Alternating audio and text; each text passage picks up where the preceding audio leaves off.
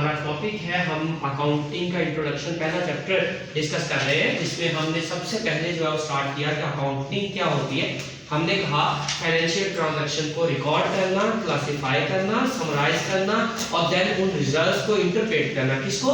Financial results को, जो कि मॉनेटरी टर्म्स में होते हैं, इज कॉल्ड अकाउंटिंग। देन हमने जो है वो अकाउंटिंग और बुक कीपिंग में डिफरेंस देखा था कि अकाउंटिंग का जस्ट जो पहला स्टेप है जिसको हम रिकॉर्डिंग बोलते हैं, that is known as book keeping. Accounting जो है वो रिलेटिवली वही टर्म है। देन हमने अकाउंटिंग और अकाउंटेंसी में डिफरेंस देखा कि अकाउंटिंग में अगर उसके रूल्स एंड रेगुलेशंस को भी ऐड कर लें तो दैट बिकम्स अकाउंटेंसी। ठीक है। उसके बाद बच्चे हमने अकाउंटिंग की तीन टाइप्स पढ़ी, financial accounting, management accounting and cost accounting. ठीक है। उसके बाद बच्चे हमने डिस्कस किया कि बिजनेस क्या होता है। कोई भी काम जिसका मकसद जो है वो नफा कमाना हो और वो लीगल हो, कानून के दायरे में रहकर किया जाए, इज नोन एज बिजनेस।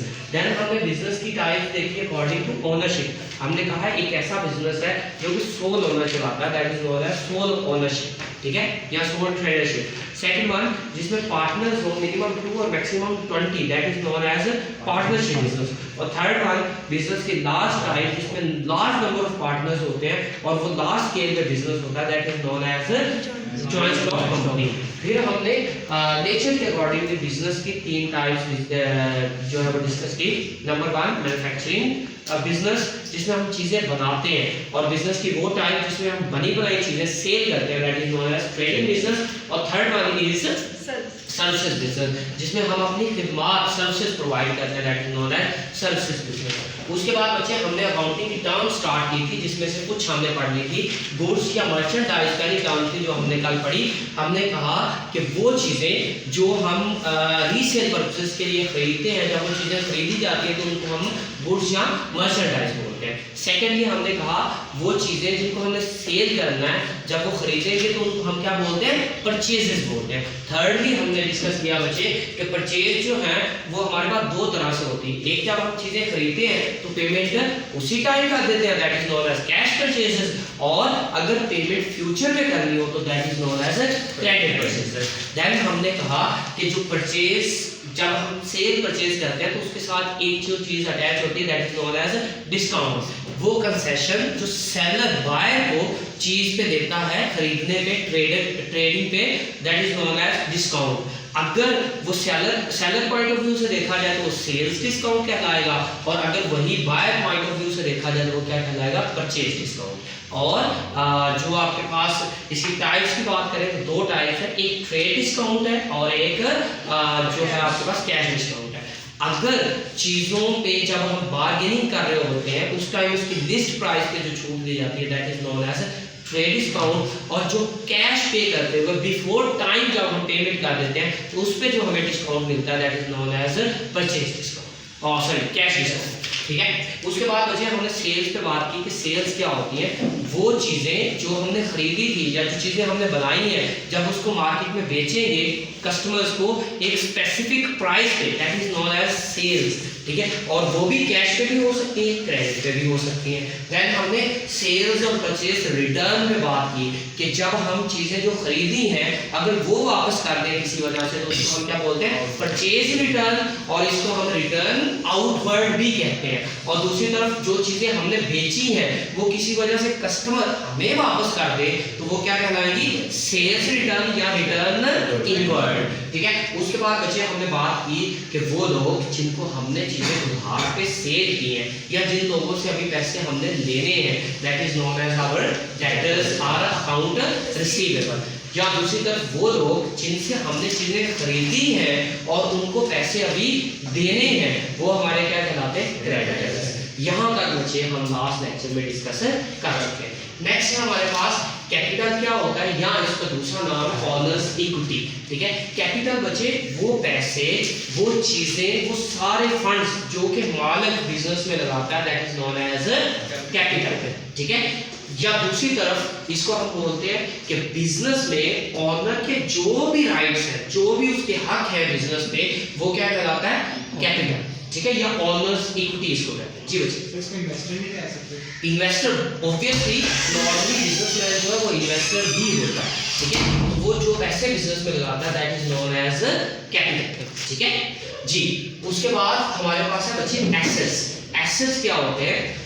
वो तमाम रिसोर्सेज जिनकी इकोनॉमिक वैल्यू होती है। क्या होती है? इकोनॉमिक वैल्यू होती है। और वो प्रॉपर्टी होते हैं बिजनेस की। किसकी? बिजनेस की मलकियत में होते हैं। उसको हम क्या बोलते हैं? एसेट्स बोलते हैं। फॉर एग्जांपल लैंड है, बिल्डिंग है, मशीनरी है, ठीक है, फर्नीचर है, फिक्सचर है, ये सारी चीजें जिनसे हम एक्चुअली चीजें बना रहे होते हैं वो हमारे क्या कहलाते हैं? एसेट्स कहलाते हैं। और बच्चे याद रखें इसमें वो चीजें शामिल नहीं होती जिनको आगे हमने क्या करना होता है? सेल करना होता है। वो एक्चुअली क्या कहलाती हैं? परचेजेस कहलाती हैं, ठीक है। जिनको हमने यूज करके चीजें बनानी होती है वो सारी चीजें हमारे क्या कहलाती है? एसेट्स कहलाती है। इसमें वो लोग जो कैश है हमारे पास वो भी, बैंक भी, वो लोग जिनसे हमने पैसे लेने हैं वो भी, वो सारे के सारे क्या कहलाते हैं? एसेट्स कहलाते हैं। रिसोर्सेज क्या कहता है बच्चे? Assets are the economic resources having certain value, जिनकी खास वैल्यू होती है, एंड दे आर ओन, जो मलकियत में होते हैं, कंट्रोल बाय द बिजनेस, जो कि बिजनेस की क्या है?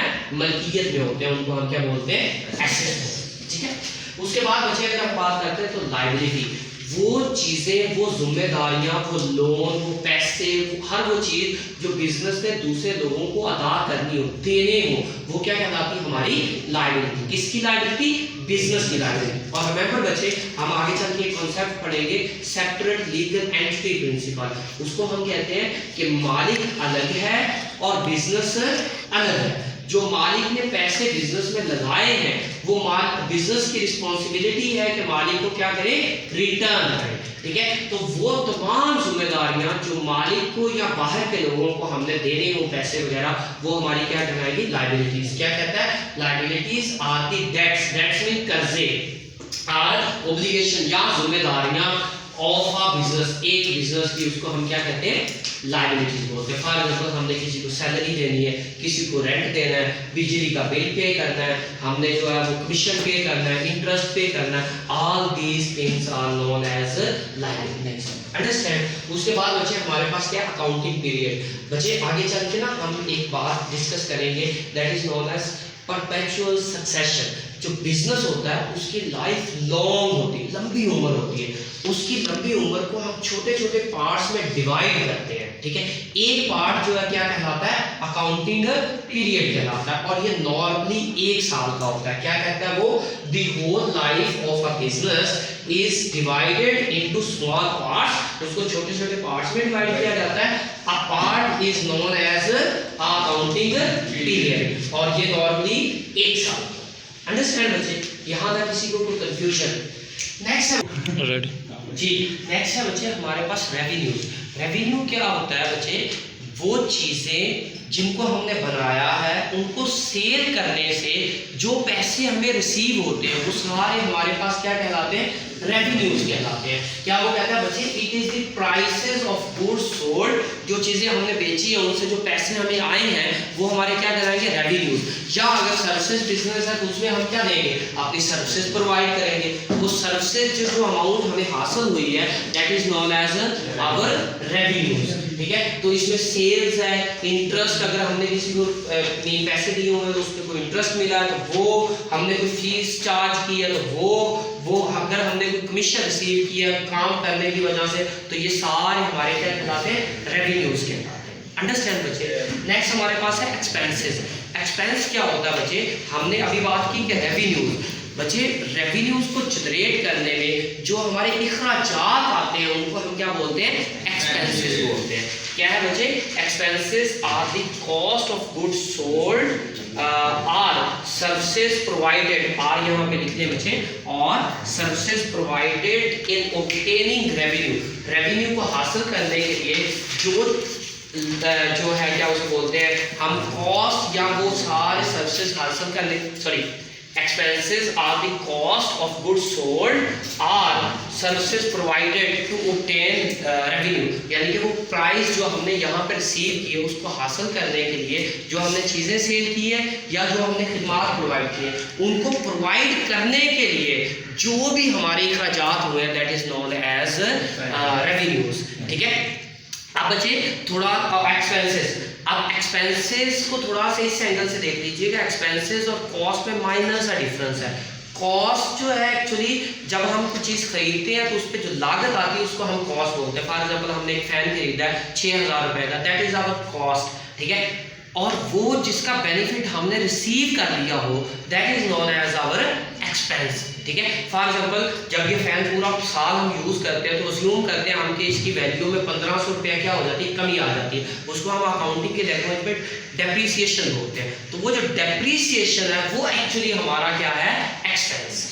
अंडरस्टैंड, वो रिसोर्सेज जिनका बेनिफिट हमने रिसीव कर लिया हो, वो कॉस्ट जिसका बेनिफिट रिसीव कर लिया हो, जिसको यूटिलाइज कर लिया हो, वो हमारा क्या कहलाता है, एक्सपेंसेस कहलाते हैं। लास्ट वाला है बचे हमारे पास नेट प्रॉफिट। तो बचे हम अगर टोटल रेवेन्यू जो हमने पैसे रिसीव किए हैं उसमें से जो टोटल हमारे एक्सपेंडिचर्स हैं, जो अखराजात हैं, वो निकाल दे एक्सपेंसेस, तो बाकी जो बचता है वो हमारे पास क्या है, नेट प्रॉफिट या नेट इनकम है। अज्यूम करें कि हमने जो है वो एक बंदा सुबह उठता है और सब्जी मंडी से 1 किलो की जो है वो थैला या उसका वो लेता है, तो वो अज्यूम करें शाम को वो 2500 रुपए में उसको क्या करता है, सेल। कितने में सेल करता है, 2500। ये 2500 उसका क्या है, रेवेन्यू। अज्यूम करें कि जब वो मार्केट से उसने खरीदा ये उसको 1000 रुपए में मिला, कितने में, 1000 रुपए में, प्लस उसने इस पे कोई 150 का उसका पेट्रोल लगा और बाकी एक्सपेंडिचर्स मिला के